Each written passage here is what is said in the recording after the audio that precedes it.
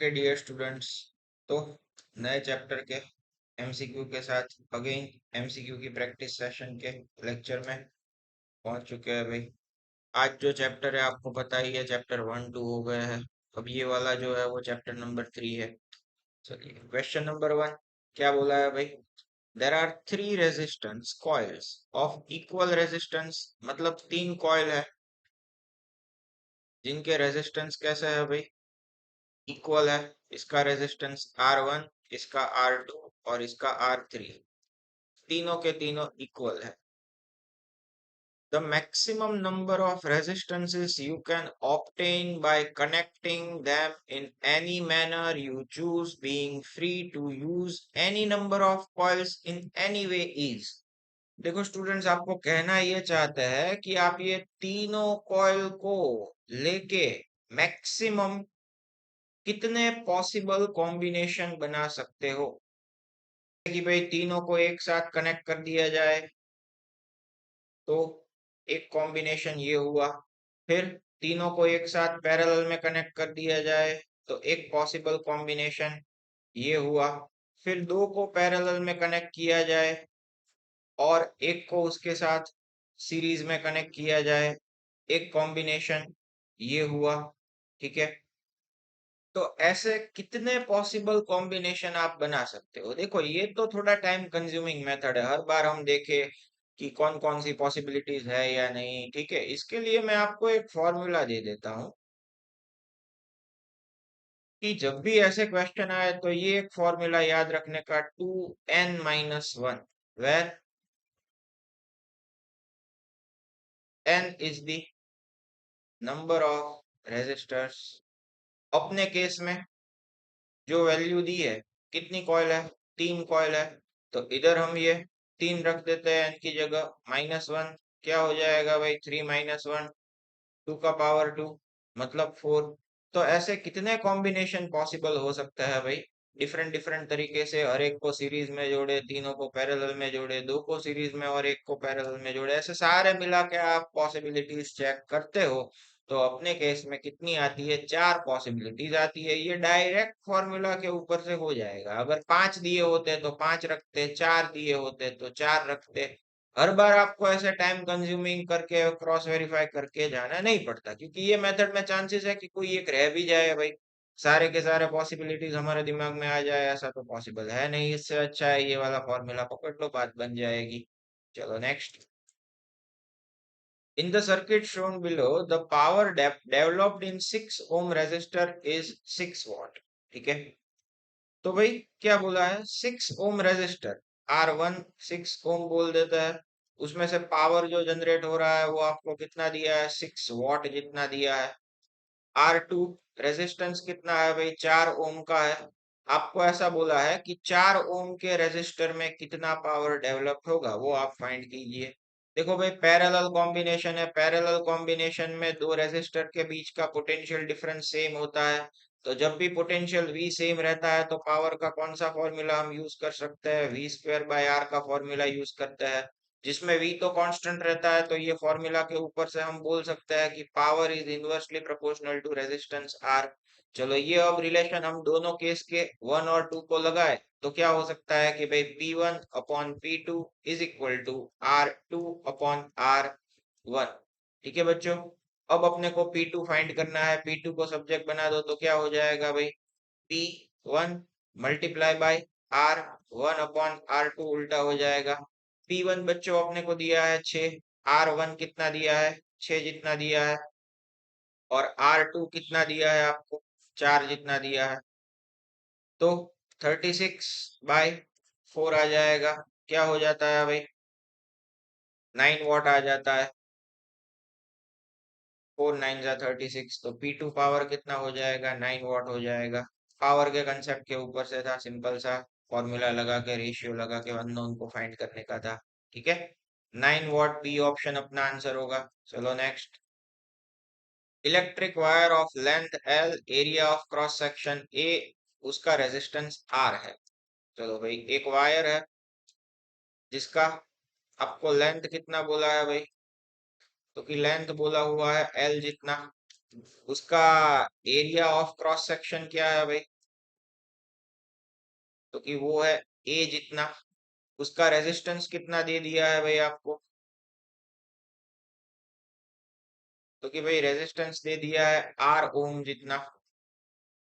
Another wire of same material having same length and area of cross section 4 है, तो उसका resistance कितना होगा? चलो ये वायर नंबर 1 के लिए बात थी। सेम मटेरियल का ही है वायर नंबर 2, उसके डायमेंशन थोड़ा अलग है, लेंथ तो सेम ही है भाई एल जितनी ही, बट उसका एरिया ए में से कितना कर दिया है बच्चों? 4 ए कर दिया है, तो उसका नया वाला रेजिस्टेंस आर डैश कितना होगा? देखो भाई रेजिस्टेंस के दो में से एक फॉर्मूला ऐसा आता था कि भाई रो एल बाय ए। इसमें अपन के केस में क्या होता है भाई, रेजिस्टिविटी मटेरियल दोनों का सेम ही है, इसलिए रेजिस्टिविटी सेम रहेगी, लेंथ भी सेम ही है। चेंज क्या हो रहा है? एरिया। तो यहाँ से हम बोल सकते हैं कि रेजिस्टेंस जो है वो एरिया के इनवर्स प्रोपोर्शन में है। मतलब R1 upon R2 is equal to A2 upon A1। नया वाला एरिया कितना बोला है? 4 गुना कर दिया है पहले वाले से, ठीक है। तो नया वाला रेजिस्टेंस कितना होगा? R1 अपॉन R2, इधर से ए कट हो जाएगा, इज इक्वल टू 4। तो R2 इक्वल टू क्या हो जाता है? R1/4। R1 कितना देके रखा हुआ है आपको? R जितना बाय 4। तो नया वाला रेजिस्टेंस पहले वाले रेजिस्टेंस से 4 गुना कम हो जाएगा। ये एक्चुअली में अपना बेसिक ऑब्जर्वेशन है कि एरिया अपनों ने इंक्रीज किया तो बच्चों अपना रेजिस्टेंस क्या हुआ? डिक्रीज हुआ। तो पहले रेजिस्टेंस कितना था भाई? R जितना था, तो बाद में डिक्रीज होके कितना हो गया? चौथे भाग का हो गया R/4। बी ऑप्शन होगा। चलो नेक्स्ट। चलो बच्चों क्वेश्चन नंबर 4 क्या दिया है? Potential difference in open circuit for sale is 2.2 volt. मतलब ओपन सर्किट कब होता है? जब टर्मिनल उसके पॉजिटिव नेगेटिव कनेक्ट नहीं होते हैं तब। अब ये जो ओपन सर्किट होता है तब जो हमें वैल्यू दी होती है बच्चों वो होता है ईएमएफ, जो कि अपने केस में देके रखा है 2.2 वोल्ट जितना। फिर आपको बोला कि भाई बाहर से जब उसको 4 ओम के रेजिस्टर के साथ एक्सटर्नल रेजिस्टेंस कितना दिया है 4 ओम के साथ कनेक्ट करते हैं, तब उसके दो टर्मिनल कनेक्ट हो गए, मतलब अब ईएमएफ एग्जिस्ट नहीं करेगा। अब क्या एग्जिस्ट करेगा बच्चों? टर्मिनल वोल्टेज एग्जिस्ट करेगा। तो ये टर्मिनल वोल्टेज की वैल्यू कितनी देके रखी है भाई? अपने को देके रखा है 2 वोल्ट जितना। तो अपने को बोला है कि इसका इंटरनल रेजिस्टेंस क्या होगा ये फाइंड करने का है। देखो बच्चों अब इसके लिए एक थोड़ा सा कैलकुलेशन कर लेते हैं। आपको टर्मिनल वोल्टेज का फॉर्मूला पता ही होगा। क्या होता है भाई? Terminal voltage V is equal to E minus I R. यहाँ से हम अगर आई आर को इस साइड ले ले तो माइनस से प्लस हो जाएगा, और टर्मिनल वोल्टेज को इधर ले जाए तो वो प्लस से माइनस हो जाएगा। अब क्योंकि भाई इंटरनल रेजिस्टेंस को फाइंड करना है तो उसको सब्जेक्ट बनाया तो क्या आता है? E minus V by current I, ठीक है। चलो तो अब क्या हो सकता है भाई? आगे हमें पता है Ohm's law.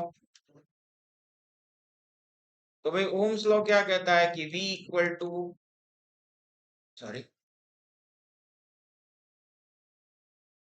V equal to I R. तो यहाँ से I इक्वल टू क्या आ गया? V by R. अब ये जो I की वैल्यू आई उसको आप किधर रख दो? इधर रख दो। तो आपका इक्वेशन क्या बन जाता है? R equal to E minus V upon I की जगह V, डिनोमिनेटर का डिनोमिनेटर R ऊपर चला गया, ये V को दोनों के डिनोमिनेटर में सेपरेटली दे देता है, तो इधर V कट हो जाएगा, आ जाएगा 1 whole multiply by R, that is equal to internal resistance R। Okay. अब ये सारी वैल्यूज आपको देके रखी हुई है भाई, सारी वैल्यू को फॉर्मूला में पुट कर दो कि internal resistance R is equal to EMF कितना है बच्चों? 2.2 जितना है, डिवाइड बाय वोल्टेज कितना है भाई? 2 वोल्ट जितना है, माइनस 1 एक्सटर्नल रेजिस्टेंस कितना है? 4 ओम जितना है, ठीक है। तो ये सारी वैल्यू आप लगा देते हो तो आपका आंसर क्या आ जाता है भाई? 0.4 ओम आ जाता है। कर लेना एक बार कैलकुलेशन। चलो next. Hot electric ion has resistance 80 ओम। एक इलेक्ट्रिक आयन है, कपड़े को प्रेस करने के लिए यूज होता है वो, जिसका रेजिस्टेंस कितना दिया है भाई? 80 ओम जितना दिया है। यूज 200 वोल्ट सोर्स, मतलब उसका पोटेंशियल डिफरेंस कितना दिया है भाई? जो उसको सप्लाई कर रहा है वो है 200 वोल्ट जितना। The electrical energy spend electrical energy कितना स्पेंड करेगा ये अपने को फाइंड करने का है। अगर उसको कितने टाइम के लिए कंज्यूम किया जाए भाई, 2 आवर्स के लिए कंज्यूम किया जाए तब की बात है। ओके, देखो बच्चों, अब आपको पता हो तो भाई पावर का फॉर्मूला, अगर ये वोल्टेज पैरेलल में 200 वोल्ट अपने को मतलब कि वोल्टेज का वैल्यू दे के रखा है, तो पावर का वैल्यू या तो पावर का फॉर्मूला क्या हो जाएगा, V² bye R।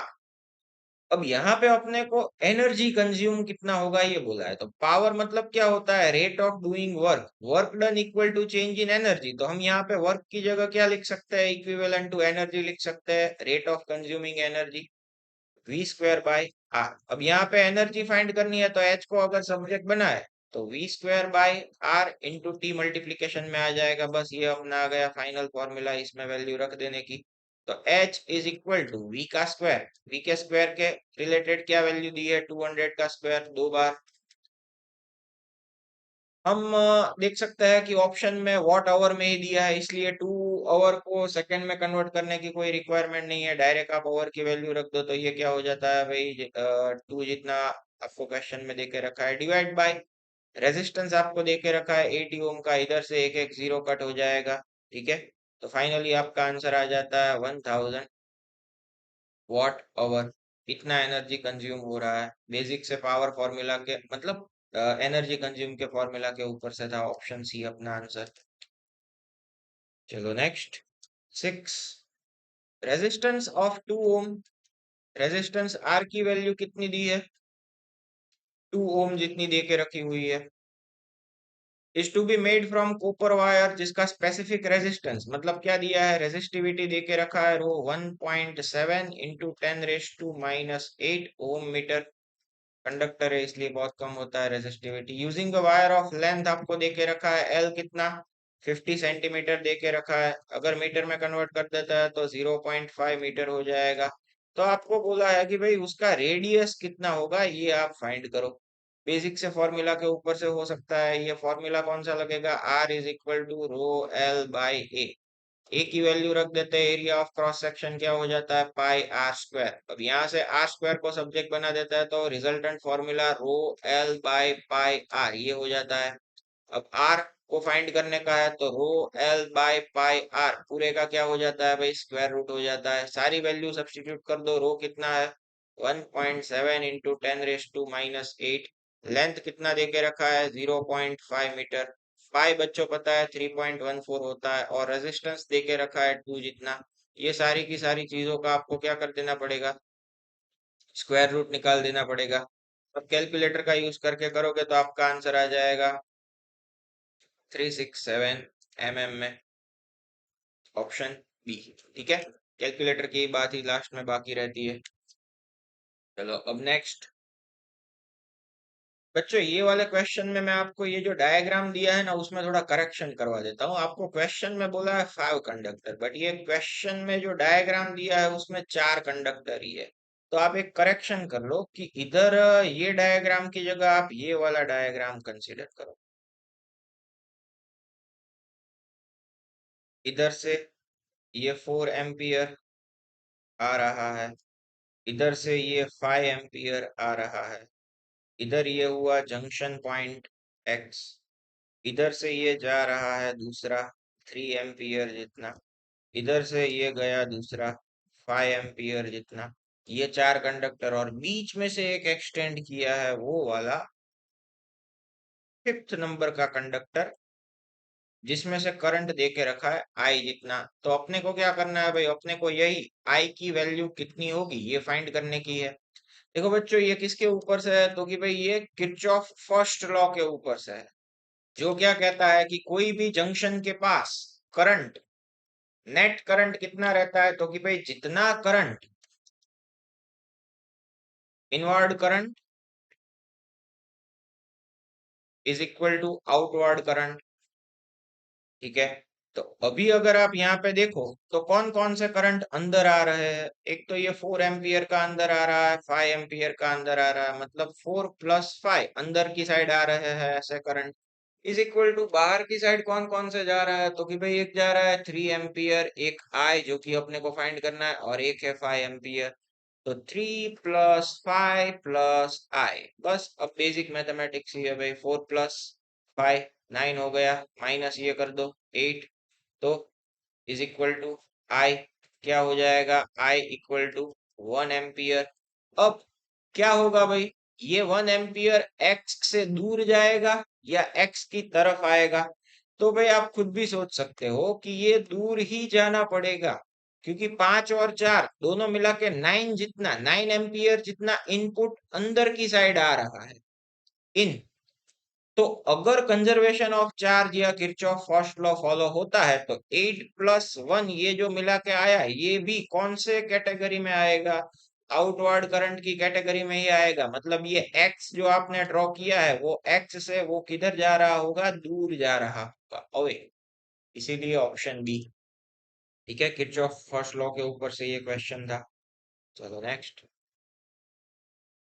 A heater coil is cut into two equal parts and only one part is now used in heater. The heat generated will now be, मतलब case one की अगर आप बात करो तो केस वन में जो heater का कॉइल है वो पूरा का पूरा एल लेंथ का है, उसको पूरा कंज्यूम मतलब कि पूरा का पूरा यूज कर रहा है। बाद में क्या कर रहा है भाई कि भाई उसको कट कर दे रहे हैं टू इक्वल पार्ट में। केस टू,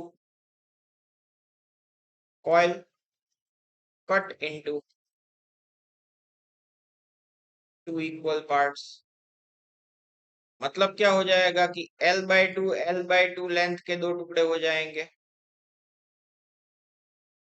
ओके, तो नई वाली जो हीट जनरेट हो रही होगी वो क्या होगी, डबल होगी, 1/4 होगी। इसको हम मान लेते हैं H1 पहले केस की, नए वाले केस की मान लेते हैं H2। बच्चों अपने को एक फॉर्मूला पता है भाई, heat generated H is equal to V²/R T। अब यहाँ पे हीटर को दोनों केस में सप्लाई तो सेम ही प्रोवाइड करवाया जाता है, टाइम भी सेम ही होता है, तो यहाँ पे आप क्या बोल सकते हैं कि भाई ये जो H है इनवर्सली प्रोपोर्शनल टू R। इस हिसाब से अगर देखो तो फॉर्मूला क्या बन जाता है भाई, H1/H2 is equal to R2/R1। अब अपने को पता है R equal to rho L/A होता है, मतलब रेजिस्टेंस जो है लेंथ के साथ डायरेक्ट प्रोपोर्शन में, लेंथ अगर हाफ हो जाएगा तो रेजिस्टेंस भी दूसरे नंबर में हाफ हो जाएगा। मतलब H1/H2 इज इक्वल टू नया वाला रेजिस्टेंस R ना रह के कितना हो जाएगा, R/2, पहला वाला कितना रहेगा R, R कट हो जाएगा, इज इक्वल टू क्या आएगा 1/2 इज इक्वल टू H1/H2। तो अब नए वाली हीट H2 क्या हो जाएगी भाई, double of the original value या इनिशियल वैल्यू।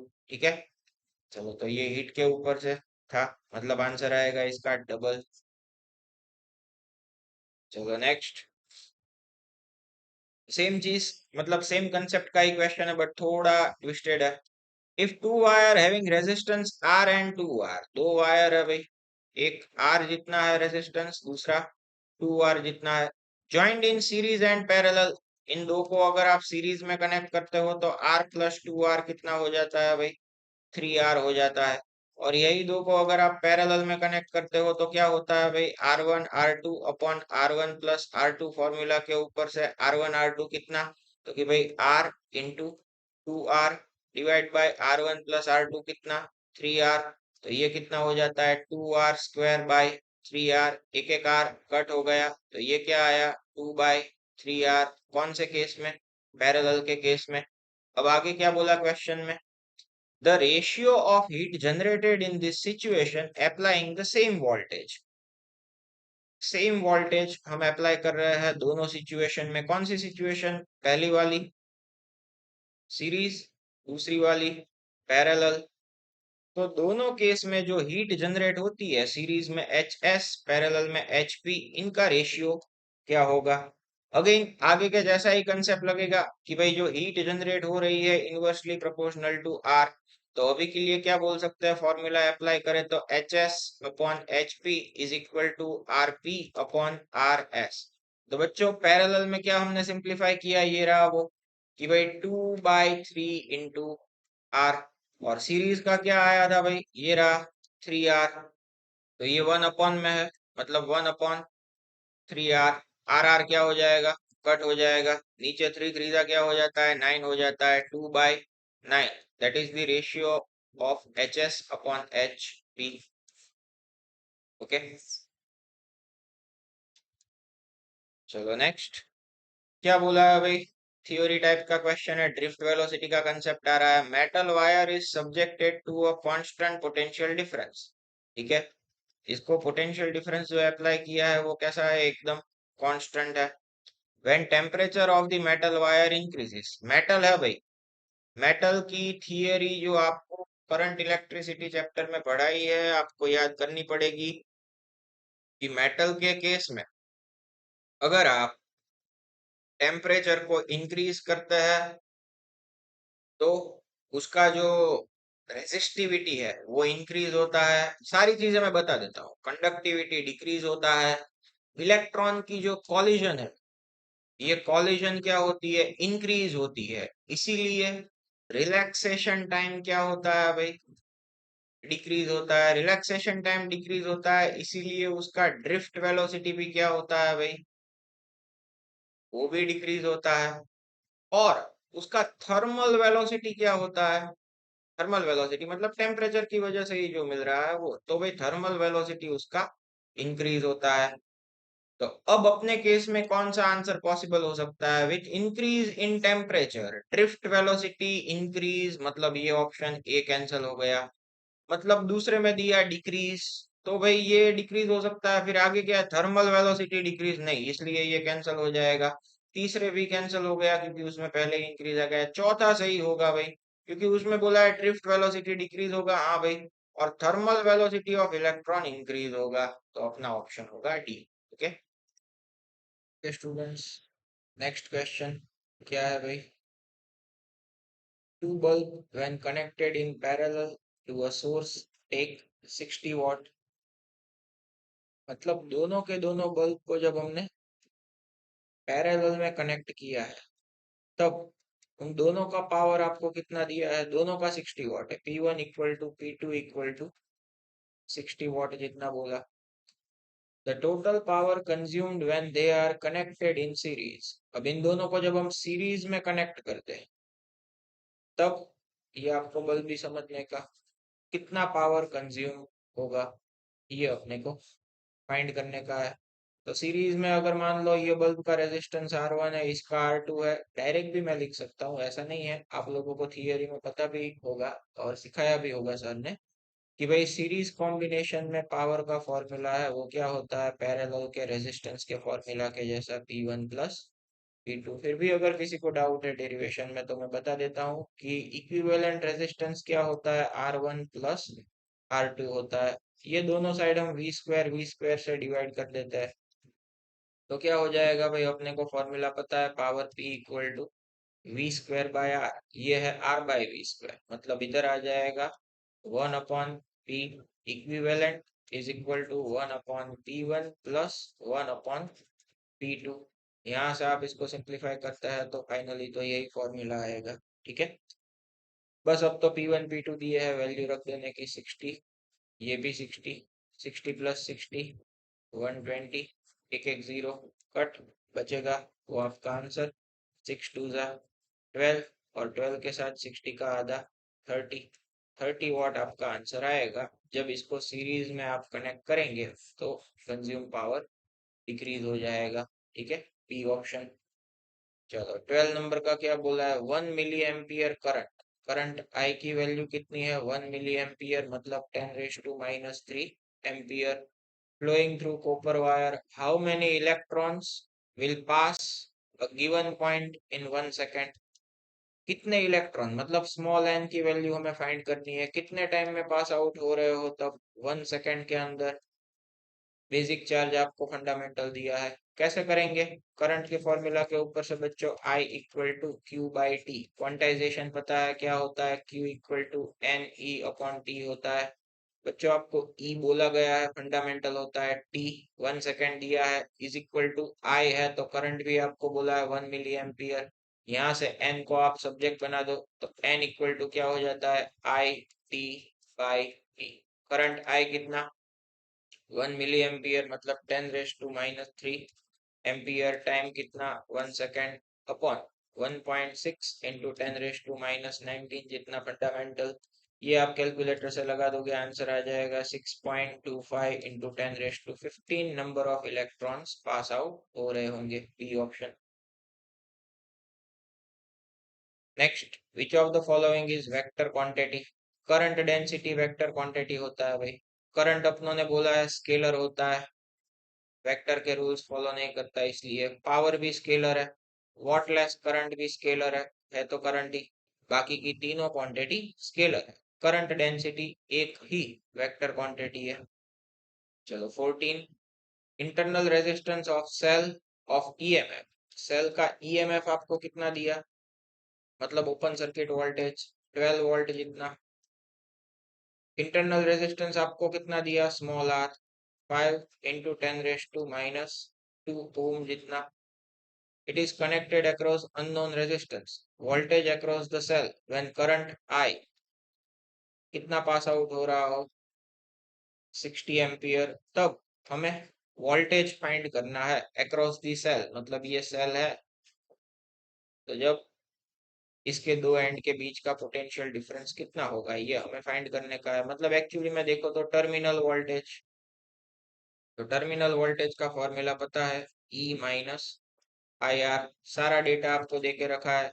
ई कितना 12 माइनस करंट कितना 60, इंटरनल रेजिस्टेंस कितना 5 इंटू 10⁻⁻2, तो इसको नीचे लिख देता हूँ, एक एक जीरो कट हो जाएगा, 5 टू जा 10, 2 3 जा 6, 12 माइनस 3 9 वोल्ट आपका आंसर हुआ। जब करंट निकल रहा होगा तो इसके दो एंड का पोटेंशियल डिफरेंस 9। ओके, चलो नेक्स्ट क्वेश्चन स्टूडेंट।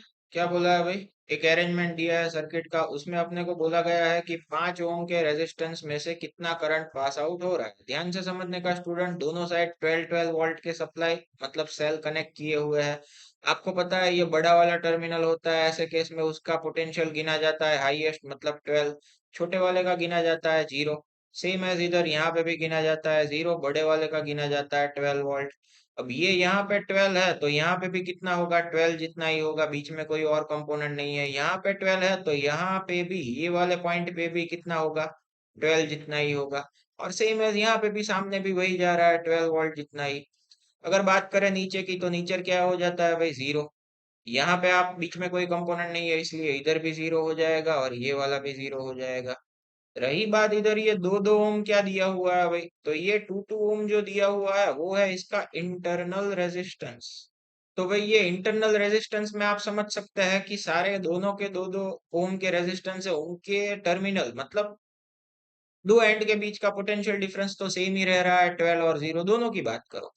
तो ये दोनों के दोनों रेजिस्टेंस एक तरीके से जो 2 ओम वाला है वो कैसे कॉम्बिनेशन में हुए बच्चों, पैरेलल कॉम्बिनेशन में हुए।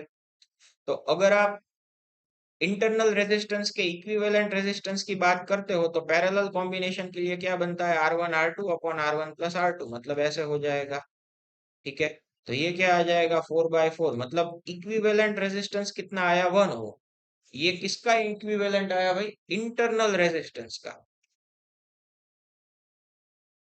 दूसरी बात, सर्किट के ऊपर से पता चलता है कि दो सेल भले दिए हो पर हम 5 ओम के रेजिस्टेंस को कैसे ट्रीट कर सकते हैं, जैसे उसके दो एंड के बीच का पोटेंशियल डिफरेंस कितना हो 12 वोल्ट ही हो। इसीलिए मैंने आपको यहाँ पे जो चीजें समझाई पोटेंशियल डिवाइड करके ऐसे। और साथ ही साथ ये कैपिटल आर मान लेते हैं, सप्लाई जुड़ा हुआ है, दो है, इक्विवेलेंट टू कितने वोल्ट का 12 वोल्ट का, समझाया मैंने आपको कैसे। और साथ में साथ उसका इंटरनल रेजिस्टेंस अपने को कितना मिला इक्विवेलेंट जो आया वो 1 ओम। ऐसे इस सर्किट को हम सिंप्लीफाई कर सकते हैं। अब आप क्लियरली देख सकते हैं कि ये 5 ओम 1 ओम दोनों कैसे कॉम्बिनेशन में है भाई, सीरीज कॉम्बिनेशन में है। हमें इसमें से करंट कितना पास होगा वो फाइंड करने का बोला था, तो करंट के लिए क्या हो सकता है, I is equal to E equivalent upon resistance जो है वो E equivalent divide by circuit का टोटल रेजिस्टेंस, दोनों के दोनों सीरीज में है इसीलिए R plus internal resistance equivalent small R. चलो भाई, ई इक्विवेलेंट कितना है 12 वोल्ट जितना है डिवाइड बाय 5 प्लस 1 मिला के कितना हो जाएगा 6 हो जाएगा। तो ये 6 टू जा क्या हो गया 12, मतलब आंसर आ जाएगा करंट का कितना 2 एम्पियर। खाली थोड़ा आपको सीरीज पैरेलल का सेल का आइडिया आना चाहिए और उसका क्या है कि पोटेंशियल डिवाइड करना आना चाहिए, इसके रिलेटेड था। आंसर हो जाएगा ए ऑप्शन। ओके।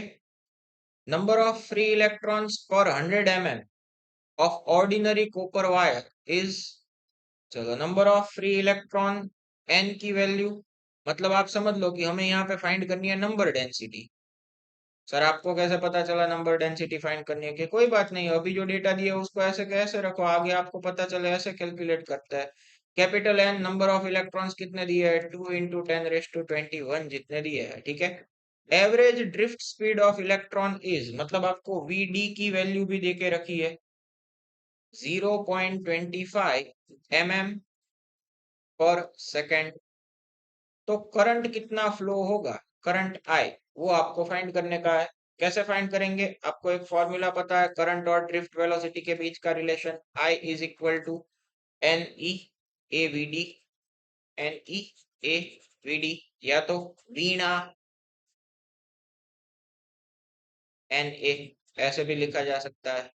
अब ये केस के रिलेटेड आप बात करो तो यहाँ पे स्मॉल एन क्या है बच्चों, नंबर डेंसिटी है। तो मैंने बोला वही फाइंड तो करना ही पड़ेगा नंबर डेंसिटी, मतलब कि total number of electron divide by volume, मतलब 2 × 10⁻21 डिवाइड बाय वॉल्यूम। तो वॉल्यूम मतलब क्या होता है भाई कि एरिया इंटू लेंथ हो जाएगा। एरिया नहीं दिया है टेंशन, मतलब यहाँ पे आगे जाके भी वैसे भी कट ही होने वाला है, तो एरिया को उसके जितना ही रखो मल्टीप्लाई बाय लेंथ। लेंथ कितना है 100 mm जितना है, उसको ऐसे कैसे ही रखते हैं mm में। ये वैल्यू सब्सटीट्यूट करे तो I equal to we D क्या है भाई 0.25 जितना अपने को दिया है। ई की वैल्यू क्या हो जाती है भाई 1.6 × 10⁻−19 हो जाता है।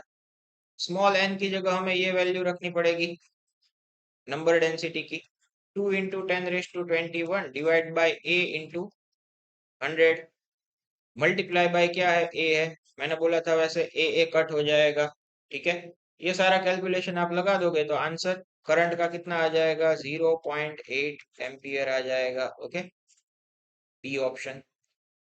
चलो नेक्स्ट 17 क्या है भाई, वायर ऑफ रेजिस्टेंस आर। ये एक वायर है जिसका रेजिस्टेंस कितना है आर जितना है, cut into N equal part. ये एन पार्ट हमने कट कर दिए इक्वल, मतलब हर एक की लेंथ कितनी हो जाएगी भाई एल बाई एन हो जाएगी। This parts are now connected in parallel, ऐसे सारे पार्ट्स जो थे उन सबको हमने कैसे कनेक्ट कर दिया, पैरेलल में कनेक्ट कर दिया। ऐसे एन पार्ट है भाई। The equivalent resistance of combination कितना होगा? देखो बच्चों, फॉर्मूला होता है R is equal to rho L by A. अब हमने ये R length, sorry R resistance और एल लेंथ है, ऐसे वायर को कट कर दिया एल बाई एन पार्ट में, इक्वल पार्ट में सभी में। तो यहां से हमें पता है कि आर प्रोपोर्शनल टू एल है, लेंथ एल होगा तो रेजिस्टेंस आर जितना, लेंथ अगर एल बाई एन हो गया तो रेजिस्टेंस भी कितना हो जाएगा आर बाई एन हो जाएगा। तो ये सबके जो हमने रेजिस्टेंस टुकड़े करके बाद में पैरेलल में कनेक्ट किए, हर एक का रेजिस्टेंस हम कितना मान सकते हैं आर बाई एन मान सकते हैं। ये सारे के सारे बच्चों पैरेलल कॉम्बिनेशन में आपको पता है, अगर N identical resistance parallel combination में है तो उसके इक्विवेलेंट रेजिस्टेंस का फॉर्मूला क्या हो जाता है, R equivalent is equal to value of each resistance number of divide by number of resistance N. तो ईच का वैल्यू क्या है, एक का आर बाई एन, और ऐसे कितने है एन, तो क्या हो जाएगा आर अपॉन एन का square. That is your answer option D. Okay, चलो next. In steady current flow in a metallic conductor of non-uniform cross-section, the quantity या quantities constant along the length of the conductor, कौन सी quantity constant रहेगी? Non uniform cross section है बच्चों, मतलब अगर कुछ ऐसी बात करें कंडक्टर ऐसा है नॉन यूनिफॉर्म क्रॉस सेक्शन वाला, तो नॉन यूनिफॉर्म क्रॉस सेक्शन है ना, इसलिए ये ड्रिफ्ट वाले सारे के सारे जो ऑप्शन है ना वो कैंसिल हो जाएंगे। कैसे सर? देखो भाई, ड्रिफ्ट स्पीड का फॉर्मूला क्या है भाई J equal to N EVD के ऊपर से करो तो J मतलब I बाय ए इधर चला जाए एन ईवीडी, तो drift velocity VD equal to क्या होता है I divide by A N E. यहाँ से क्लियरली देख सकते हो कि drift velocity inversely proportional to area, area बढ़ेगा ड्रिफ्ट वेलोसिटी घटेगा, वाइस वर्सा। तो इसीलिए एरिया के साथ नॉन यूनिफॉर्म क्रॉस सेक्शन दिया है तो ड्रिफ्ट वेलोसिटी जो है वो कांस्टेंट नहीं रह सकती है। क्या कांस्टेंट रह सकता है? Electric current only. ये वाला आपका आंसर होगा। सर कैसे कांस्टेंट रहेगा? देखो बच्चों, अगर समझ लो कि यहाँ से पर सेकंड 2 एम्पियर जितना करंट ऐड हुआ, करंट क्या है भाई? Flow of charge. ये सिस्टम के अंदर कहीं से भी चार्ज बाहर से मतलब कि क्या है कि क्रिएट भी नहीं हो रहा है और चार्ज जो है वो डिस्ट्रॉय भी नहीं हो रहा है। जितना चार्ज इधर से अंदर इनलेट हुआ है उतना ही चार्ज इधर से बाहर निकलेगा, एज पर the law of conservation of electric charge. ठीक है, तो इसीलिए चार्ज के अकॉर्डिंग करंट भी इधर से जितना अंदर आया है उतना ही करंट यहाँ से बाहर निकलेगा। तो ये करंट ही ऐसी क्वांटिटी है जो कैसे क्या रहती है? कांस्टेंट रहती है। ओके, चलो नेक्स्ट। क्या है भाई? Kirchhoff first law second law of current prove that. किसके ऊपर डिपेंडेंट है भाई? तो किरचॉफ फर्स्ट लॉ है, टेक्स्ट बुक की कॉपी टू कॉपी लाइन है, कंजर्वेशन ऑफ चार्ज के ऊपर डिपेंड है। और सेकंड लॉ जो है वो कंजर्वेशन ऑफ एनर्जी के ऊपर। वो ऐसे आता है ना कि जंक्शन के अंदर आता हुआ करंट इज इक्वल टू बाहर जाता हुआ करंट। तो ये क्या है भाई? ये क्यों ऐसा बोलते हैं कि अंदर आएगा उतना ही बाहर जाएगा? अभी जस्ट मैंने आगे के क्वेश्चन में एक्सप्लेन किया, वही चीज है ये, कि जितना चार्ज अंदर आ रहा है उतना ही बाहर जाएगा एज पर कंजर्वेशन ऑफ चार्ज। और सेकंड, तो सेकंड ऐसा है कि कोई भी क्लोज लूप के रिलेटेड जहां से चालू किया है वहां से आप घूम के वहीं पे आ जाओगे, तो उसका जो पोटेंशियल का डिफरेंस होगा वो क्या होगा? जीरो हो जाएगा। कंजर्वेशन ऑफ एनर्जी के रिलेटेड ये रूल की बात आती है। ठीक है, तो first law conservation of charge और second law conservation of energy के रिलेटेड प्रूव होता है। क्वेश्चन नंबर 21, क्या बोला है स्टूडेंट्स इसमें? Each of the adjoining graph represent ohmic resistance. मतलब कौन सा ग्राफ ओम्स लॉ को रिप्रेजेंट करता है? अब अपने को पता है भाई ओम्स लॉ क्या कहता है, V directly proportional to I। अगर आप V और I का ग्राफ प्लॉट करते हो तो वो कैसा आना चाहिए भाई? डायरेक्टली प्रोपोर्शनल रिलेशन है इसीलिए स्ट्रेट लाइन आना चाहिए। तो स्ट्रेट लाइन दिया हो ऐसा एक ही ऑप्शन है A, इसीलिए अपना आंसर हो जाएगा इस MCQ का A। चलो नेक्स्ट, इजी था कंपैरेटिवली। ये जो क्वेश्चन है उसमें एक सर्किट डायग्राम में मैं आपको करेक्शन बोलूँ वो कर दो। इधर ये कैपेसिटर जैसा दिखा दिया है, एक्चुअली में ये वाला ऐसे है और यहाँ पे ये जो है वो ऐसे कुछ है। ठीक है, यहाँ पे ये प्लस से माइनस और ये माइनस से प्लस। चलो अब देखते हैं। 6 ओम का रेजिस्टेंस दिया है, 5 ओम का रेजिस्टेंस दिया है, दो सप्लाई कनेक्ट किए है, एक 12 वोल्ट का है और एक 4 वोल्ट का है। आपको बोला है कि ए और बी पॉइंट के बीच में पोटेंशियल का डिफरेंस कितना होगा वो फाइंड करो। मतलब we have to find V A minus V B. यहाँ पे हम क्या करेंगे भाई? किरचॉफ रूल लगाएंगे। किरचॉफ रूल का साइन कन्वेंशन आपको पता होना चाहिए कि भाई ऐसे रेजिस्टेंस है और ये करंट जा रहा है और आपका मुसाफरी मतलब ट्रैवलिंग का डायरेक्शन भी वही है तो माइनस आई आर आएगा। अगर ट्रैवलिंग का डायरेक्शन ऑपोजिट है तो प्लस आई आर आएगा। सप्लाई के केस में माइनस से प्लस की साइड जा रहा है तो प्लस ई या प्लस वी, और अगर प्लस से माइनस की साइड जा रहा है तो माइनस ई होता है भाई। अब इस हिसाब से अगर दिखाए साइन कन्वेंशन तो ये पहले ए पॉइंट के पास का पोटेंशियल वी ए, फिर तो कि भाई करंट की डायरेक्शन में जा रहा है इसीलिए माइनस आई आर। दोस्तों आई कितना है? 2। आर कितना है students? 6। Minus I are Kirchhoff की करंट की साइन कन्वेंशन का रूल इधर मैंने लगाया है कि करंट की डायरेक्शन में जा रहा है इसीलिए ये माइनस। चलो अब सप्लाई में से हम इधर ही ऐसे जाए तो प्लस से माइनस में जा रहा है बच्चों, तो वो भी क्या होगा? माइनस 12 वोल्ट होगा। फिर तो कि भाई दूसरा जो आ रहा है रेजिस्टेंस वो आपको दिया नहीं है बट आपको मैं बता देता हूँ, वो 9 ओम का रेजिस्टेंस है। ये भी एक चीज ऐड कर देने की। तो अब उसमें भी करंट तो ऐसे ही यही डायरेक्शन में अपने को दिखाया हुआ है, क्वेश्चन में ही दिया हुआ है 2 एम्पियर जितना, तो वो भी -IR, -I, I मतलब 2 जितना, R मतलब 9 जितना। Got it. अब जा रहा है सप्लाई में माइनस से लेके प्लस में जा रहा है, मतलब वो हुआ +4। ओके। और यहाँ पे फिर रेजिस्टेंस आया 5 ओम, करंट हुआ 2 एम्पियर, वो भी करंट की मतलब कि ट्रेवलिंग की डायरेक्शन में ही करंट है, तो -IR मतलब -5, और ये करंट 2 जितना इज इक्वल टू क्या आ गया, पॉइंट VB आ गया। अब तो कि भाई VA is equal to -6 2 12, -12 9 2 18 +4 -10 is equal to VB। आप VB को इधर ले लो तो VA माइनस VB हो जाएगा।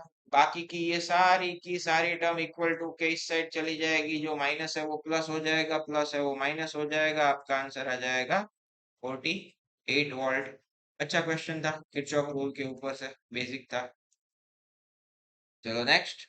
23 में क्या बोला है भाई, कि भाई 4 रेजिस्टेंस है, हर एक की वैल्यू जो है R1 equal to R2 equal to R3 equal to R4 कितना है बच्चों, 100 ओम जितने हैं, connected in form of square, ये स्क्वायर के फॉर्म में हमने कनेक्ट कर दी है। आगे क्या बोला, then effective resistance along the diagonal points. चलो हम ले लेते हैं, समझ लिए कि भाई ये 2 डायगोनल पॉइंट है ऐसे, ठीक है। ये डायगोनल पॉइंट बोल दिया ए, ये डायगोनल पॉइंट बोल दिया बी, हर एक की वैल्यू 100 जितनी, 100 ओम। तो ये डायगोनल पॉइंट्स के बीच में इक्विवेलेंट रेजिस्टेंस कितना होगा, ये अपने को फाइंड करने का है, ठीक है। कैसे किया जा सकता है भाई, equivalent resistance in between A B. अब थोड़ा आप ध्यान से देखो तो भाई ए और बी के बीच में इक्विवेलेंट फाइंड करना है, तो भाई यहाँ पे ये जो दो है ये रेजिस्टेंस सीरीज में हुए, और ये दो भी सीरीज में हुए, तो क्या हो जाता है, दो सीरीज में 100 के सीरीज में होके ये पॉइंट अगर आप ए लेता है तो वो हो गया 200। नीचे भी ये दोनों सीरीज में, तो उनका होके आ गया 200 ओम। अब यहाँ पे आ गया पॉइंट बी, दोनों के बीच का इक्विवेलेंट फाइंड करना है, ये दोनों 200 और 200 कैसे कॉम्बिनेशन में है, पैरेलल में है। हमें पता है पैरेलल कॉम्बिनेशन में इक्वल रेजिस्टेंस लगे हो तो उसका equivalent R/N, where N is the number of resistor. Direct क्या कर दो, 100 से डिवाइड कर दो, तो 100 ओम आया, वो आपका क्या हो जाएगा भाई, इक्विवेलेंट रेजिस्टेंस आ जाएगा, नेटवर्क का था, ठीक है। चलो 24 क्या है भाई, किरचॉफ फर्स्ट रूल के ऊपर से है। चलो भाई, किरचॉफ फर्स्ट रूल क्या कहता है भाई, क्योंकि भाई वो सिंपल वर्ड्स में ऐसा ही कहता है, incoming current is equal to outgoing current, अंदर आते हुए करंट जो होते हैं उतने ही टोटल करोगे तो बाहर करंट जाता होगा, एज पर the law of conservation of charge. चलो अब अंदर आ रहा है ये एक आई जो कि अपने लिए अननोन है, और ये एक 4 एम्पियर जितना, बाकी साथ में ये 2 एम्पियर का भी जो है वो भी अंदर ही आ रहा है। बाहर कौन कौन से जा रहा है भाई, तो कि भाई बाहर जा रहा है ये एक 3 ओम का और ये एक 5 ओम का। तो अगर आपको इक्वेशन के फॉर्म में लिखना है कि भाई I incoming is equal to I outgoing, incoming में क्योंकि भाई आई +4 +2 इतना अंदर आ रहा है, इज इक्वल टू बाहर जा रहा है कितने, 5 + 3। तो भाई आई की वैल्यू क्या होगी, तो 5 + 3 8, 4 + 2 6 होगा, वो इक्वल टू के इधर आएगा तो माइनस हो जाएगा, आपका आंसर आ जाएगा 2 एम्पियर। अच्छा था क्वेश्चन, किरचॉफ फर्स्ट रूल के ऊपर से बोर्ड लेवल का बेसिक। चलो 25, current through a wire depend on time t as I equal to 10 + 4t, the charge crossing through section of wire in 10 seconds, charge कितना cross हो रहा होगा in time interval of t equal to 10 second, ये हमें find करने का है बच्चों। चलो भाई, इधर अपने को करंट का इक्वेशन दिया है I इक्वल टू 10 + 4t। अब बच्चों हमें पता है इंस्टेंटेनियस करंट इक्वल टू क्या होता है, dq/dt हो जाता है। मतलब I इक्वल टू dq/dt, तो 10 + 4t। अब अपने को चार्ज फाइंड करने का है, तो इसमें से चार्ज को सब्जेक्ट बना है, तो क्या हो जाता है भाई, dq is equal to 10 + 4t। ये जो dt है वो इधर चला जाएगा।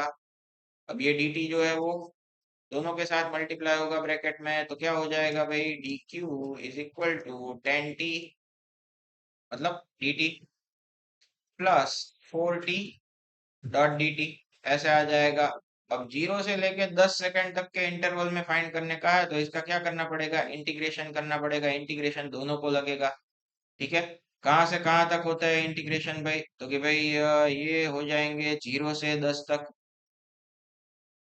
0 lower limit 10 upper limit. Integration में जो कांस्टेंट है उसको बाहर निकाल देने का, 0 से 10 तक, इधर बचा 1 डॉट dt, बीच में प्लस, 0 से लेके 10 तक चार कांस्टेंट था, बाहर आ गया, t डॉट dt हो गया। अब तो कि भाई क्या हो जाएगा, 1 डॉट dt का इंटीग्रेशन हो जाता है t, 0 से लेके 10 तक, plus 4 T dot D T का क्या हो जाता है भाई, t²/2 हो जाएगा, 0 से लेके 10। अब क्या करने का भाई, upper limit minus lower limit, तो इधर ये करता है तो 10 × 10 आ जाएगा, प्लस 4 और 10 का स्क्वायर डिवाइड बाय 2, ये 2 2 जा 4 हो जाएगा। आंसर आएगा आपका, एक तो 10 × 10 100, प्लस 10 का स्क्वायर 100 × 2 मतलब 200। आंसर आएगा कितना चार्ज पास हो रहा होगा, 300 कूलम जितना पास होगा charge. Option B. Okay, next 26 वाले में क्या पूछा है भाई, length of wire is double, its conductance will be. देखो भाई, रेजिस्टेंस होता है आर, रेजिस्टेंस का इनवर्स जो होता है वो होता है क्या, कंडक्टेंस होता है। मतलब कंडक्टेंस को अगर आप सिग्मा से दिखाओ तो वो रेजिस्टेंस का ऐसे लिखा जाता है, मतलब 1/r। अब अपने को बोला है कि वायर का जो लेंथ है वो L में से डबल करके 2L कर दिया है, तो उसके कंडक्टेंस के रिलेटेड क्या बात होगी। अब अपने को R का फॉर्मूला पता है बच्चों, R इक्वल टू ρL/A। इसकी वैल्यू अगर आप इधर रखते हैं तो 1/r है, इसीलिए ρL डिनोमिनेटर का डिनोमिनेटर एक इधर चला जाएगा और न्यूमरेटर में चला जाएगा। अब आपको बोला है लेंथ को डबल कर दिया, यहाँ से हम बोल सकते हैं कि ये जो कंडक्टेंस आया sigma inversely proportional to length L. अब अगर लेंथ जो है वो क्या हो जा रहा है भाई, डबल हो जा रहा है, तो ये कितना हो जाएगा, हाफ हो जाएगा। बी ऑप्शन अपना आंसर हो जाएगा। ओके, चलो नेक्स्ट 27। आपको बोला है भाई करंट और वोल्टेज का ग्राफ दिया है, metallic wire of two different temperature. ये T2 है और इधर नहीं दिख रहा है तो मान लेने का भाई, लिखा नहीं था इसलिए T1। तो आपको टेम्परेचर के बारे में आइडिया देने का है कि कौन सा टेम्परेचर बड़ा होगा, छोटा होगा, इक्वल होगा या डबल होगा, ठीक है। जब जब एक चीज ध्यान में रखने की कि ग्राफ अगर आपको दिया है V वर्सेस I का और ऐसे दिया हो, तो इसका जो स्लोप है ये ΔV/ΔI बच्चों आपको क्या देता है भाई, रेजिस्टेंस देता है। बट अगर आप ऐसा सोच रहे हैं कि ग्राफ आपको V वर्सेस I नहीं, I वर्सेस V का दिया है, तो रेजिस्टेंस जो है वो स्लोप का रेसिप्रोकल हो जाएगा। या तो वाइस वर्सा आप उल्टा भी बोल सकते हो कि slope is equal to 1/r। अब अपने को ये जो ग्राफ दिया है वो किसके लिए है भाई, मेटल के लिए है। मेटल में अपने को पता है कि भाई रेजिस्टेंस ज्यादा होगा तो टेम्परेचर भी ज्यादा होगा, क्योंकि मेटल के केस में जो रेजिस्टेंस है वो टेम्परेचर के साथ डायरेक्टली प्रोपोर्शनल में है। अब जरा आप मेरे को ग्राफ में देख के बताओ कि अगर ये 2 वाले का हम माने ये θ2, 1 वाले का माने हम θ1, तो कौन सा ज्यादा है, तो हम यहाँ पे बोल सकते हैं θ2 ग्रेटर देन θ1। मतलब यहाँ पे ऐसा हुआ कि जो सेकंड वाला है स्लोप वो पहले वाले से ज्यादा हुआ। अगर ये ग्राफ सादा सा V वर्सेस I का ही दे दिया होता तो स्लोप जो है सेकंड का पहले से ज्यादा आया, मतलब उसका रेजिस्टेंस भी पहले से ज्यादा आता। तो हम यहाँ पे बोल सकते थे कि T2 ग्रेटर देन T1 होता। कब? अगर ग्राफ V वर्सेस I का दिया होता तो। बट बच्चों हमें ग्राफ दिया है I वर्सेस V का। भले no doubt M2 greater than M1 हुआ। यहाँ पे देखने का, अगर ग्राफ I वर्सेस V का है तो जिसका स्लोप ज्यादा होगा उसका रेजिस्टेंस कम होगा। मतलब यहाँ पे R2 लेस देन R1 हुआ। अब ऐसे केस में होता है तो भाई यहाँ पे clearly T2 less than T1 या तो T1 ग्रेटर देन T2। थोड़ा ध्यान रखने का ये चीजों में कि भाई अपने को डायरेक्ट V वर्सेस I नहीं दिया है, I वर्सेस V दिया है, इसलिए उसका रेसिप्रोकल करना पड़ेगा। तो जो कंडीशंस होंगे वो टेम्परेचर के रेजिस्टेंस के उल्टे हो जाएंगे V वर्सेस I के केस के ग्राफ से। तो अपना ऑप्शन होगा ए। एक नेटवर्क दिया है, अपने को क्या फाइंड करना है भाई? ए और बी के बीच का इक्विवेलेंट रेजिस्टेंस फाइंड करने का है। अभी ये जब आपको ऐसा दिया हो ना कि जब भी रेजिस्टेंस जो है वो ग्रेटर देन 5 नंबर में हो तो एक बार व्हिस्टन ब्रिज की कंडीशन को चेक कर लेने का कि भाई R1 upon R2 is equal to R3 upon R4। क्या पता अगर बैलेंस व्हिस्टन ब्रिज हो जाए तो बीच वाला रेजिस्टेंस ही निकल जाएगा। इधर क्या होता है भाई? ये R1, ये R2, ये R3 और ये R4।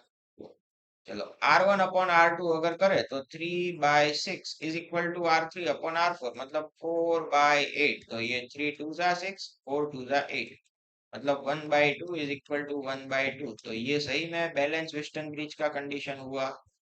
तो बैलेंस वेस्टर्न ब्रिज का कंडीशन होता है तो बीच वाला रेजिस्टेंस कैंसल हो जाता है।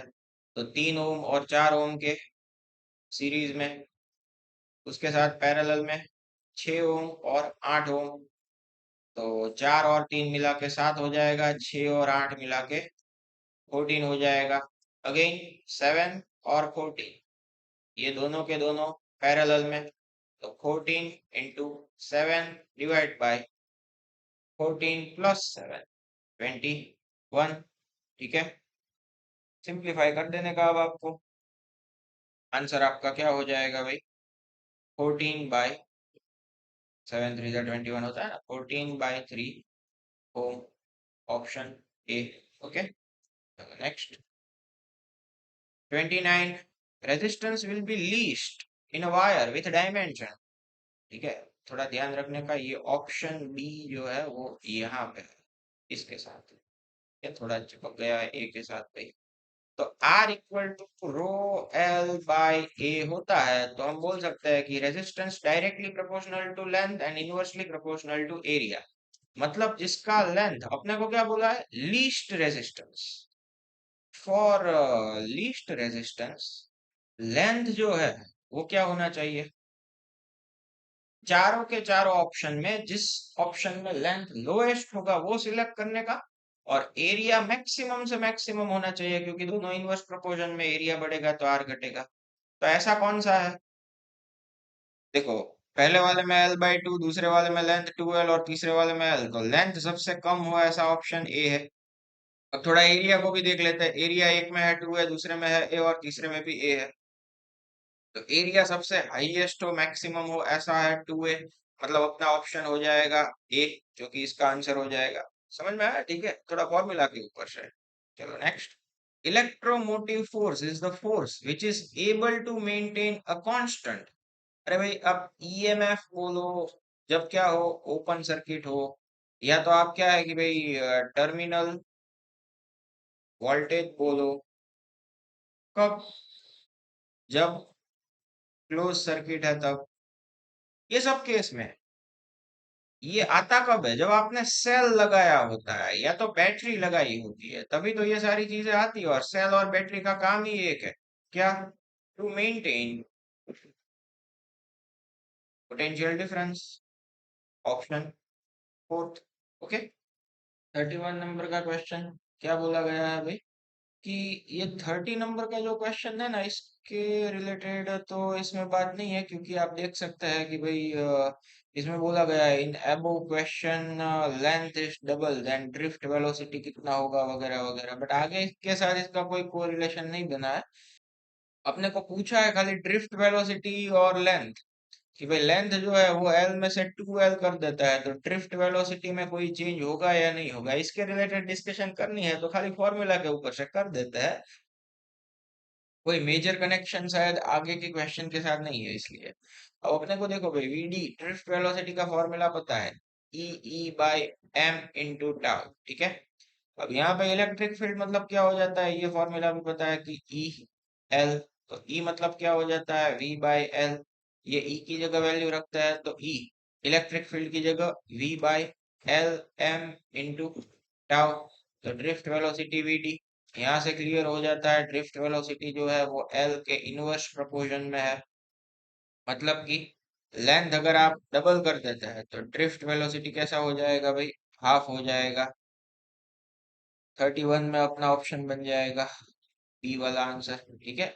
आगे के साथ कोई इतना कनेक्शन नहीं था इसीलिए हमने कैलकुलेट कर दिया, फॉर्मूला के ऊपर से ही था। चलो 32 नंबर का क्वेश्चन। We have two wires A and B, same mass same material. Okay, same material मतलब दोनों की डेंसिटी भी क्या होगी, सेम ही होगी। दोनों का मास भी सेम है, मतलब mass of A is equal to mass of B. The diameter of the wire A is half of that B, मतलब डायमीटर ए बी के डायमीटर से हाफ है, आधा है। If the resistance of A का resistance आपको बोला 24 ओम, तो बी का रेजिस्टेंस कितना होगा ये आपको फाइंड करना है। देखो बच्चों, थोड़ा सा ट्रिकी होगा कि दोनों के मास सेम है।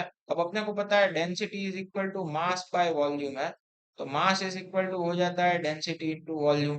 तो यहाँ पे अगर हम ये वैल्यू रखें कि भाई density of A into volume of A is equal to density of B into volume of B, दोनों के मटेरियल सेम है इसीलिए डेंसिटी दोनों साइड से कट हो जाएगी। अब वी ए वॉल्यूम, वॉल्यूम मतलब होता है area into length, area A का, लेंथ ए की। वी बी एरिया बी का, लेंथ बी की।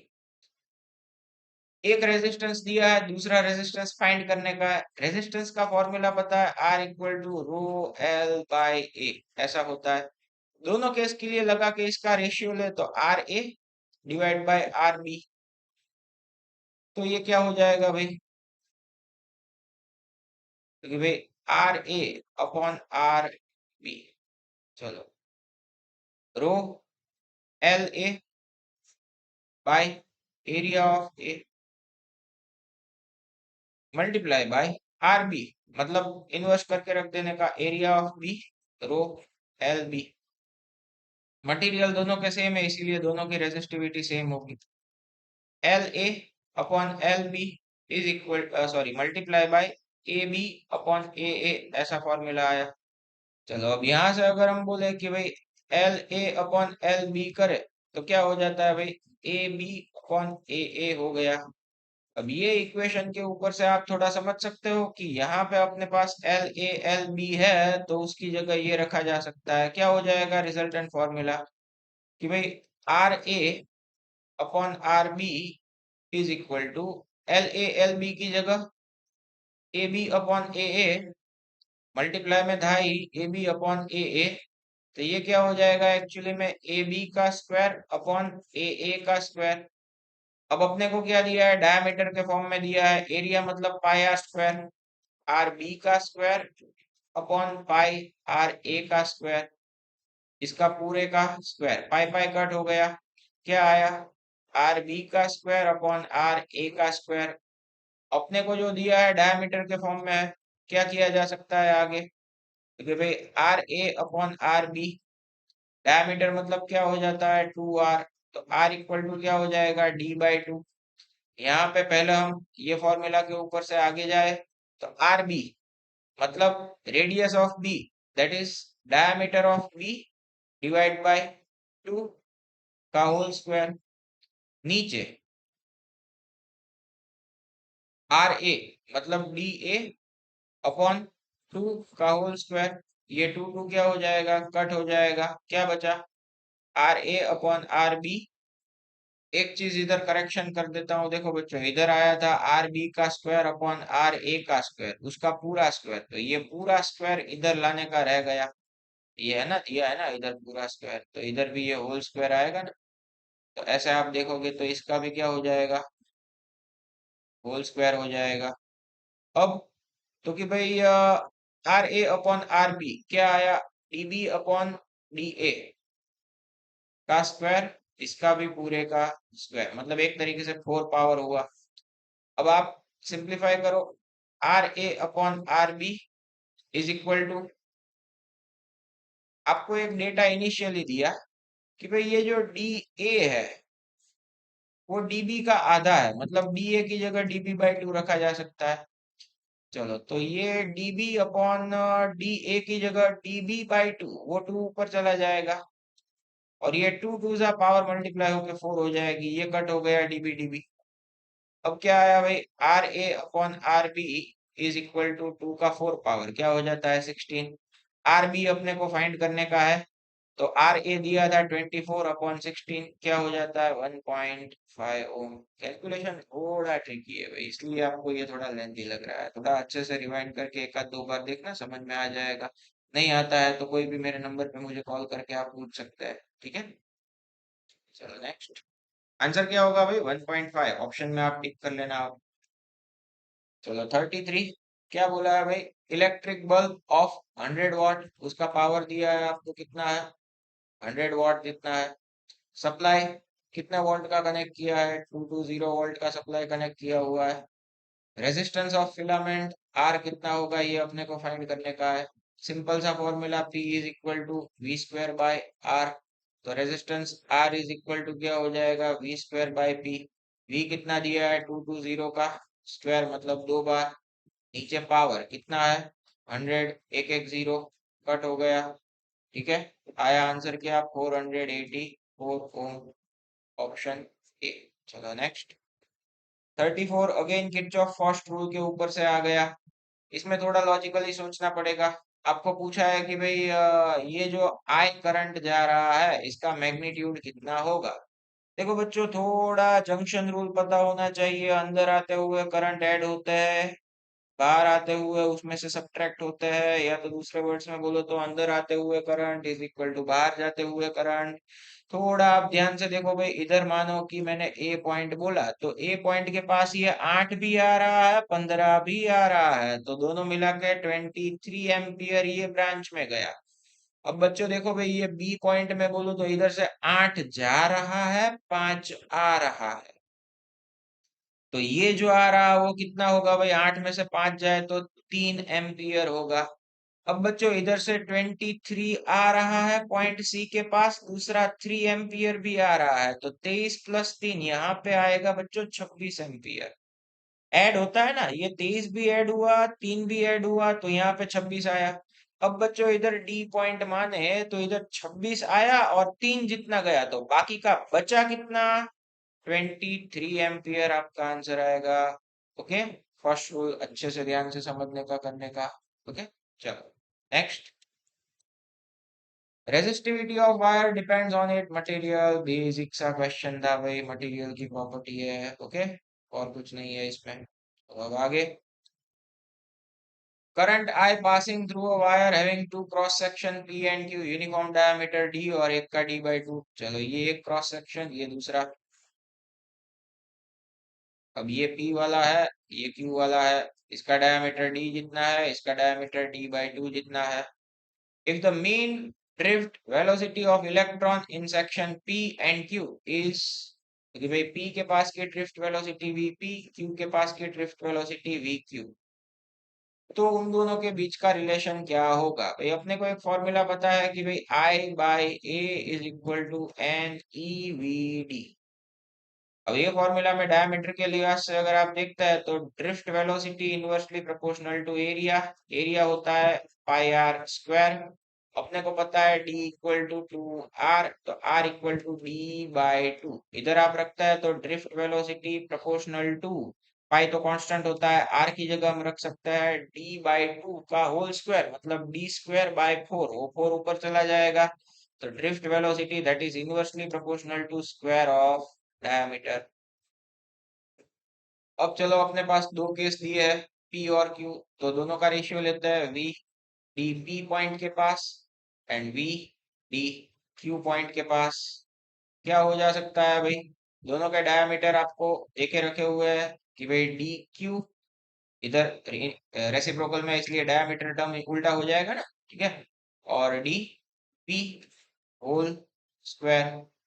अब तो कि भाई क्या हो जाएगा, डी क्यू कितना है भाई, आपको बोला कि भाई डी क्यू जो है वो डी बाई टू जितना है और डी पी है वो डी जितना है। तो डी क्यू वो हुआ डी बाई टू जितना, और ये वाला डी, ये डी डी कट, 1/2 का स्क्वायर 1/4 इज इक्वल टू क्या है, वी डी पी और वी डी क्यू। अपने को क्या बोला है भाई, वीपी का क्यू के साथ कनेक्शन क्या होगा, तो इधर से वी क्यू को इधर जाने दो। तो drift velocity at point P is equal to 1/4 times of drift velocity at point Q. Okay, मतलब सी ऑप्शन हो जाएगा। ड्रिफ्ट वेलोसिटी के कंसेप्ट के ऊपर से था, ठीक है, बेसिक बोर्ड लेवल का अच्छा खासा क्वेश्चन था। सी ऑप्शन अपना आंसर होगा।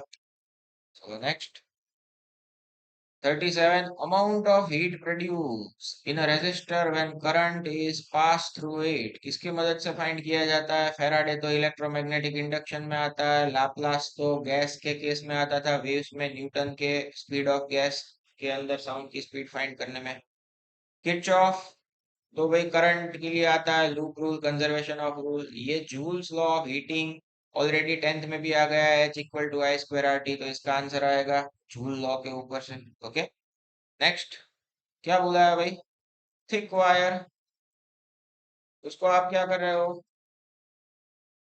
स्ट्रेच कर रहे हो। ये वर्ड बहुत इंपॉर्टेंट है, ताकि उसका लेंथ जो है वो एल में से कितना हो जाए, 2L हो जाए। assuming that there is no change in density, then what is the ratio of change in resistor of wire to the initial resistance of wire। मतलब यहाँ पे अगर R रेजिस्टेंस था और इधर R डैश हो गया, तो आपको फाइंड करना है R डैश बाय R। देखो स्टूडेंट्स, बार बार मैंने इसको डिराइव किया है, फिर भी अब मैं डिराइव नहीं करूंगा, बोल दूंगा कि जब भी नॉर्मल कंडीशन हो तो रेजिस्टेंस जो है R directly proportional to L होता है। बट जब भी आपको ऐसा कुछ दिया हो कि स्ट्रेच कर रहा है, वॉल्यूम कांस्टेंट रह रहा है, ऐसा कुछ दिया हो, तो उस केस में R inversely proportional to L का स्क्वायर होता है। डेरिवेशन की हर बार जरूरत नहीं होती आपको आइडेंटिफाई करने का कि स्ट्रेच बोला हो, वॉल्यूम कांस्टेंट रहा हो, ऐसा बोला हो। तो ऐसे केस में जो लेंथ के साथ नॉर्मल प्रोपोर्शनलिटी था वो कन्वर्ट हो जाता है R proportional to L square. Okay, तो अब बस बात खत्म हो गई, दोनों का रेशियो लगा दो कि भाई R1/R2, पहले का लेंथ जो था वो L स्क्वायर था, बाद में लेंथ जो है वो 2L कर दिया उसका स्क्वायर। तो R1/R2, L का स्क्वायर 4L का स्क्वायर, एल स्क्वायर कट हो जाएगा। इनिशियल, फाइनल का इनिशियल के साथ मतलब R2/R1 that is equal to 4/1। Option 38 में जो है वो हो जाएगा भाई। हाँ, इधर एक चीज ध्यान रखने की भाई, ये बहुत ही खतरनाक लैंग्वेज यूज होती है इधर, अगर ध्यान हटा तो दुर्घटना घट जाएगी। क्या बोला है बच्चों, देखो बहुत ध्यान से, ratio of change in resistance to the initial resistance. मतलब ये R2 जो फाइनल था, R1 को इधर ले गए तो इनिशियल से ये 4 गुना बढ़ गया। मतलब चेंज की बात करोगे तो फाइनल हुआ 4R1, इनिशियल माना R1, तो चेंज आया बच्चों R1 का। क्या चेंज, इसका रेशियो लेना है इनिशियल के साथ, दैट इज 3/1। बहुत ही ज्यादा वर्ड्स का गेम खेल दिया इन लोगों ने, ऑप्शन अपना सी होगा आंसर। ठीक है, चेंज बोला था बच्चों, चेंज बोला था, चेंज ही लेना पड़ता है। फाइनल का इनिशियल के साथ ऐसे डायरेक्ट नहीं बोला था, चेंज का इनिशियल के साथ। ओके, अच्छे खासे क्वेश्चन कभी कभी आ जाता है, अच्छे खासे मतलब वर्डिंग्स, शब्दों की रमत होती है ये। 39 इक्विवेलेंट रेजिस्टेंस फाइंड करना है बच्चों, देख के ही पता चल जाता है भाई ये दोनों पैरेलल में, तो 2 और 2 का हो जाएगा 1, बाद में ये 2 और ये 2 और ये 1 सीरीज में, मतलब प्लस प्लस 2 2 4 और एक 5, अपना ऑप्शन सी हो जाएगा आंसर। बेसिक था इसीलिए डिटेल कोई कैलकुलेशन की जरूरत नहीं होती है। चलो अब क्या है भाई, when the length and area of cross section both are double, मतलब लेंथ भी एल में से 2l कर दी, एरिया भी ए में से 2a कर दिया, तो रेजिस्टेंस क्या होगा। चलो भाई नॉर्मल केस मतलब रो एल बाई ए, बाद वाला केस मतलब आर डैश रो, लेंथ भी 2l एरिया भी 2a, तो 2 2 कट, बचा क्या भाई आर एल बाई ए, कुछ चेंज नहीं होगा, पहले जितना ही रहेगा, will remains same, option C अपना आंसर होगा। चलो 41 क्या है, graph between I and V आपको दिया है, identify the portion corresponding to negative resistance. चलो तो negative resistance I versus V है, तो उसका जो स्लोप है रेजिस्टेंस, उसका इनवर्स करना पड़ेगा, वैल्यू के वाइज होता है, बाकी साइन के वाइज तो अगर स्लोप नेगेटिव है तो इनवर्स हो या डायरेक्टली नेगेटिव नेगेटिव ही रहता है। कहाँ पे रेजिस्टेंस नेगेटिव मिलेगा, तो जहां पे भाई क्या हो, स्लोप जो है वो नेगेटिव हो, वहां पे जो रेजिस्टेंस है वो भी कैसा होगा, नेगेटिव होगा। तो ये कर्व है इसलिए इधर टेंजेंट के ऊपर चलना पड़ेगा, ये बी पॉइंट के पास टेंजेंट ऐसे ड्रॉ किया मतलब ऊपर जाता है, तो प्लस सी से लेके डी तक आप कोई भी पॉइंट पे लो, सब में जो टेंजेंट है वो ऐसे नीचे ही आता है, तो सी डी पोर्शन का कहीं पे भी आप रेजिस्टेंस निकालोगे वो कैसा आएगा भाई, नेगेटिव आएगा। आई थिंक ये ओल्ड टेक्स्ट बुक 2015-17 वगैरह के जो ईयर थे उसमें ये चैप्टर खत्म होने के बाद एमसीक्यू दिया करते थे, तो वो एमसीक्यू में भी ये दिया हुआ था जहां तक मुझे याद है। ठीक है, मतलब ऑप्शन सी अपना आंसर होगा। Okay next 42।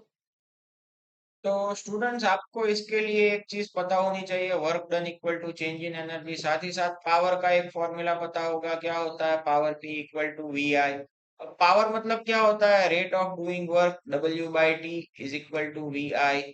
अब अपने को पता है वर्क एनर्जी थ्योरम के ऊपर से कि भाई जितना वर्क हुआ होगा उतना ही चेंज किस में हुआ होगा, केमिकल एनर्जी में हुआ होगा। तो भाई इधर से अगर हम वर्क को सब्जेक्ट बनाए तो टी उधर चला जाएगा, V I T is equal to change in chemical energy, सीधा सा हिसाब भाई, सारे डेटा दिए है, वी कितना है भाई। हाँ एक चीज ध्यान रखने की, एक्सटर्नल बाय, इधर ये एक चीज देना भूल गए हैं जिससे अपना इंटरप्रिटेशन क्वेश्चन का गलत हो गया, 6 वोल्ट इधर ये दिया है कि इसका वोल्टेज कितना है external circuit by 6 volt, not number of cell, correction कर देना भाई। ये जो दिया है वो है वोल्टेज, कितने वोल्ट का सप्लाई कनेक्ट किया है, 6 वोल्ट का। तो अब सिंपल हो गया भाई, वी की वैल्यू 6, करंट की वैल्यू कितनी भाई 5 एम्पियर, टाइम टी कितना, तो कि भाई 6 मिनट का 6 सेकंड के हिसाब से लगा देने का सारा कैलकुलेशन, तो ये आ जाएगा 10,800 जूल, मतलब क्या हो जाता है भाई 1.08 into 10⁴ joule, option C. Okay चलो नेक्स्ट, एक वायर डायमीटर डी आपको कितना दिया है, 0.02 metre, contains 10⁻28 free electrons per cubic metre, मतलब बच्चों ये नंबर डेंसिटी दिया, नंबर डेंसिटी ऑफ इलेक्ट्रॉन कितना, 10⁻28। ठीक है, for an electrical current, I की वैल्यू आपको दे दी भाई 100 एम्पियर, बहुत ज्यादा होता है बट बोला है तो क्या है अपने को, तो the drift velocity of electron nearly कितना होगा भाई। चलो भाई तो एक फॉर्मूला बताया, J equal to N E V D, J equal to क्या होता है, I by A N E V D, अपने को ड्रिफ्ट वेलोसिटी फाइंड करना है तो वी डी इक्वल टू क्या हो जाता है, I divide by N E A. चलो बच्चों आई कितना दिया है, 100 जितना दिया है, नंबर डेंसिटी कितनी है भाई, 10⁻28 जितनी है। ठीक है, इलेक्ट्रॉन का चार्ज 1.6 इंटू 10⁻⁻19 होता है, एरिया, एरिया कैसे फाइंड करेंगे भाई, डायमीटर दिया है तो क्या हो सकता है, डायमीटर का आधा रेडियस हो जाएगा 0.01 जितना मीटर, ये क्या हो गया रेडियस। एरिया मतलब पाई आर स्क्वायर। बात सिंपल है, वैल्यू रख देने की। ठीक है, 3.14 और आर का स्क्वायर मतलब आर कितना हो गया भाई, 0.01 मतलब 10⁻², मल्टीप्लाई बाय 10⁻² का स्क्वायर 10⁻⁻4। लगा देने का सारा कैलकुलेटर से कैलकुलेशन, आपका आंसर आ जाएगा 2 × 10⁻⁴, सॉरी -4 मीटर पर सेकेंड। ओके ओके चलो, Kirchhoff second law for the analysis of circuit is based on, basic text book की लाइन है। फर्स्ट लॉ होता है भाई, वो किसके ऊपर है, कंजर्वेशन ऑफ चार्ज के ऊपर डिपेंडेंट है। सेकंड लॉ भाई जो है वो किसके ऊपर है, पता रहना चाहिए। तो भाई सेकंड लॉ है कंजर्वेशन ऑफ एनर्जी के ऊपर डिपेंडेंट। अपना ऑप्शन 44 में होगा बी वाला। Okay, the resistance of conductor increases with, देखो भाई रेजिस्टेंस कंडक्टर के साथ, कंडक्टर के केस में टेम्परेचर इंक्रीज करता है तो भी रेजिस्टेंस इंक्रीज होता है। किसके केस की बात है, कंडक्टर के केस की बात है। फिर दूसरी बात, डायमेंशन के ऊपर से देखते हो तो R equal to rho L by A, मतलब रेजिस्टेंस लेंथ के साथ लेंथ बढ़ेगा तो रेजिस्टेंस भी बढ़ेगा, और एरिया घटेगा तो रेजिस्टेंस भी घटेगा। क्या ऑप्शन दिया है, लेंथ को इंक्रीज करता है तो रेजिस्टेंस इंक्रीज होता है, सही है। टेम्परेचर को इंक्रीज करता है तो भी रेजिस्टेंस इंक्रीज होता है, एंड एरिया को डिक्रीज करता है तो भी इनवर्स प्रोपोर्शन मतलब रेजिस्टेंस क्या होगा भाई, इंक्रीज होगा। इसीलिए ये केस का अपना जो आंसर है वो क्या बन जाता है भाई, fourth all of this. In the circuit shown in figure potential difference between X and Y कितना होगा। जो यहाँ पे सर्किट डायग्राम देखते हैं तो इधर बीच में कुछ भी है, कुछ नहीं है। मतलब ये कैसा सर्किट है, ओपन सर्किट है। ओपन सर्किट में पोटेंशियल डिफरेंस कोई भी दो पॉइंट के बीच का कितना होता है, इज इक्वल टू ईएमएफ जितना ही होता है। आपको सप्लाई का ईएमएफ देके रखा है 120 वोल्ट।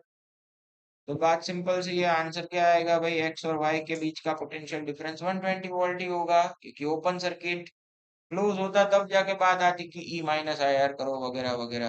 ओके चलो नेक्स्ट 47। क्या बोला है भाई आपको, resistivity of iron 10⁻⁻7 ohm into metre दिया है। Resistance of iron wire particular length and thickness is 1 ओम।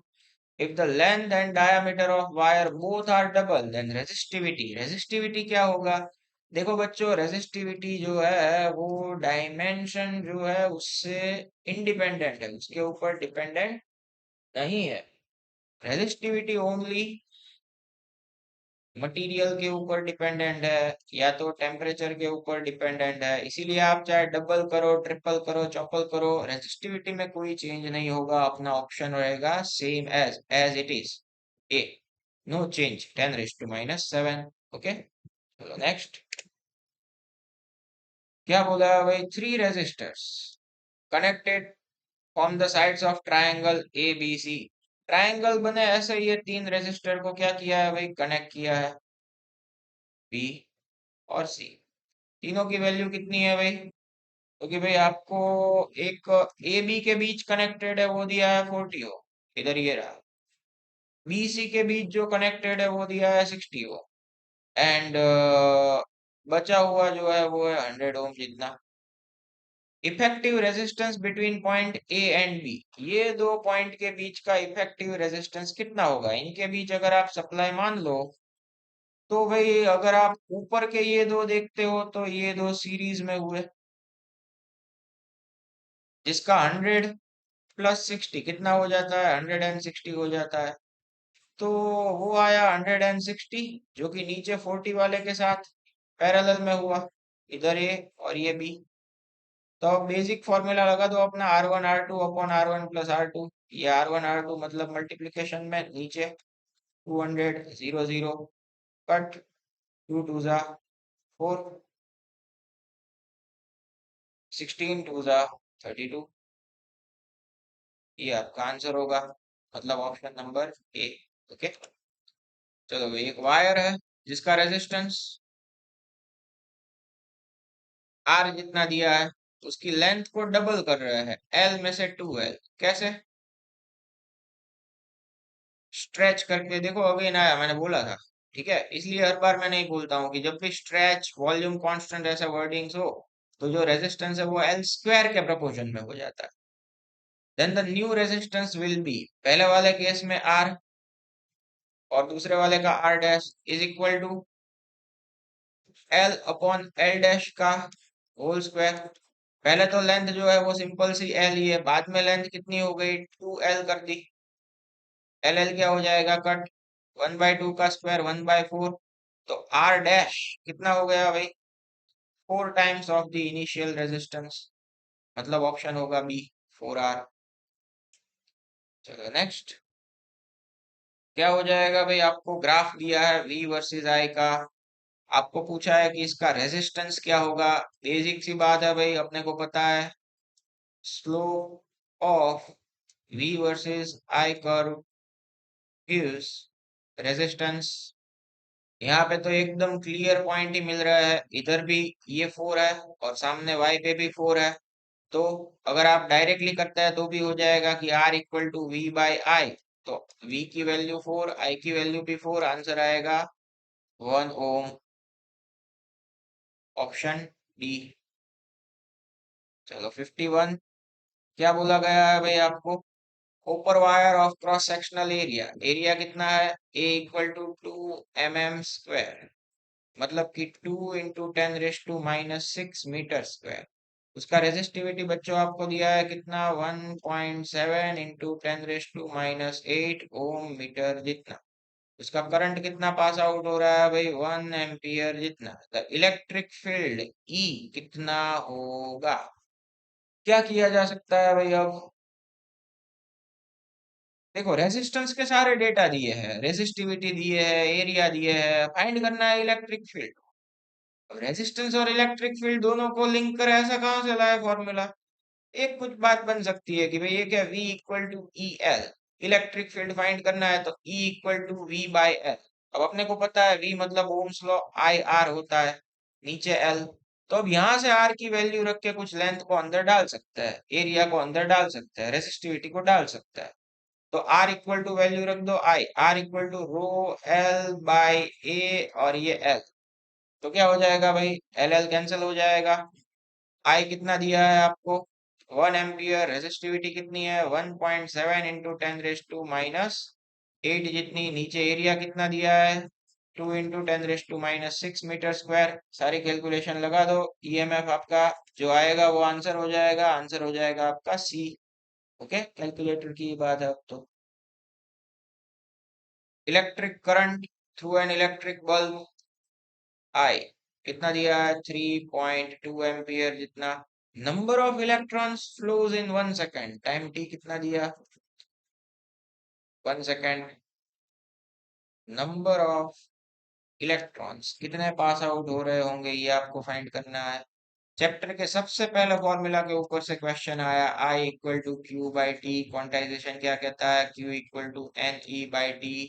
अपने को N ही फाइंड करना है, तो क्या हो जाता है, IT/E। अगर मैंने नंबर डेंसिटी बोला है तो करेक्ट कर देता हूँ, नंबर ऑफ इलेक्ट्रॉन्स होता है ये, ठीक है इधर। चलो I कितना, तो कि भाई 3.2, कितना टाइम में, 1 सेकेंड में। चार्ज कितना इलेक्ट्रॉन का, 1.6 इंटू 10⁻⁹ लगा देने का कैलकुलेशन, आपका आंसर आएगा ए वाला। ओके, तो next 53, conductor wire having 10⁻29, number density आपको दी है 10⁻29 फ्री इलेक्ट्रॉन्स पर मीटर क्यूब। करंट आपको कितना दिया है बच्चों, I इक्वल टू 20 एम्पियर दिया है। क्रॉस सेक्शन कितना दिया है, A 1 mm², मतलब 10⁻⁻6 मीटर स्क्वायर। इलेक्ट्रॉन की ड्रिफ्ट वेलोसिटी कितनी होगी, चलो भाई क्या होता है, I इक्वल टू वीणा बेन, तो ये VD इक्वल टू क्या हो जाता है, I/E/N/A। I कितना, 20 एम्पियर, E मतलब 1.6 इंटू -19। नंबर डेंसिटी कितनी, 10⁻29, ए कितना, 10⁻⁻6। कैलकुलेटर से लगा दो, आएगा वो आपका आंसर, ड्रिफ्ट वेलोसिटी का आंसर आएगा C। चलो नेक्स्ट क्या होता है भाई, plot represent the flow of current through wire in three different times, the ratio of charge flowing through the wire at different times. अब आपको ये जो ग्राफ दिया है वो ग्राफ है current I versus time T का, और आपको पूछा ये है जो चार्ज फ्लो हो रहा है उसका आप रेशियो फाइंड करो। कैसे किया जाता है, तो कि भाई अपने को फॉर्मूला पता है I equal to Q by T.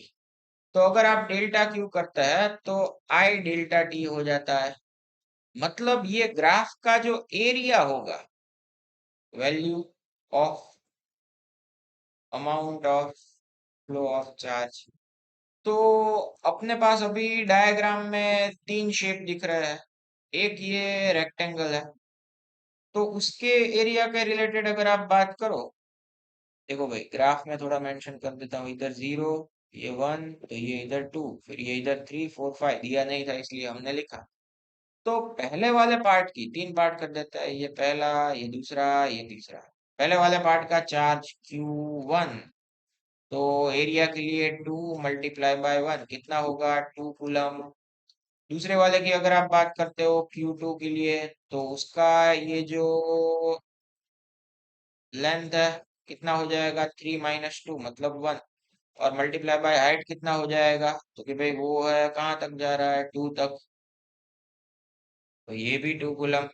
Last वाला Q3 ट्रायंगल है, तो उसके लिए करना पड़ेगा 1/2। बेस कितना, तो कि 5 में से 3 को सब्ट्रैक्ट करो, मतलब 2, इंटू हाइट कितना, तो कि भाई वो तो 2 जितना, तो 2 2 कट, तो ये वाला भी कितना आया, 2 कूलम। तो अगर आप रेशियो लेने की बात करेंगे तो रेशियो कितना आएगा, 1/1/1।